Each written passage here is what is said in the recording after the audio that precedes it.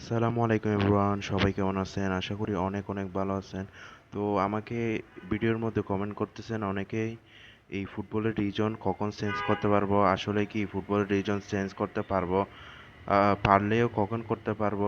তো আজকের ভিডিওটাতে আমি বিস্তারিত বলবো, আপনারা ফুল ভিডিওটা দেখবেন না টেনে, এবং ইউটিউব চ্যানেলটা সাবস্ক্রাইব করে দিবেন।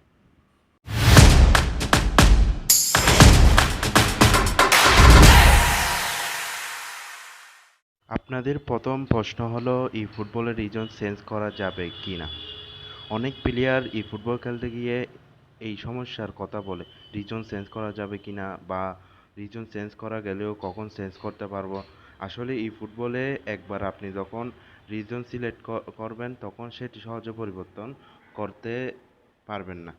কারণ কোনামি সার্ভারের ব্যালেন্স এবং ম্যাচ মেকিংয়ের জন্য রিজন লক করে রাখে। এর মানে হলো, আপনি যে সার্ভারে অ্যাকাউন্ট খুলেছেন, সাধারণত ওই সার্ভারে আপনার অ্যাকাউন্ট থেকে যায় আর কি।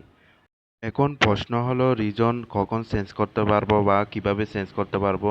আপনার কোনামি যখন সাধারণত বড় গেম আপডেট দেয়, যেমন 2026 সালের আপডেট দিছিল, তখন চেঞ্জ করা গেছিল রিজন। তারপরে আপনার এখন সামনে 2027-এর আপডেট দিবে, আপনারা যারা 26-এ রিজন একটা সিলেক্ট করছেন আবার চেঞ্জ করতে চাচ্ছেন, 2027-এর যখন বড় আপডেট দিবে, তখন চাইলে আপনারা এটা, কোনামি এখানে অপশন দিবে, রিজন সিলেক্টের একটা অপশন দিবে। আপনারা এখান থেকে নিজের পছন্দ অনুযায়ী রিজন সিলেক্ট করে আপনারা গেম খেলতে পারবেন। এর আগে এই এক বছরের মধ্যে আপনি কোনোভাবেই হাজার চেষ্টা করলেও আপনারা রিজন চেঞ্জ করতে পারবেন না।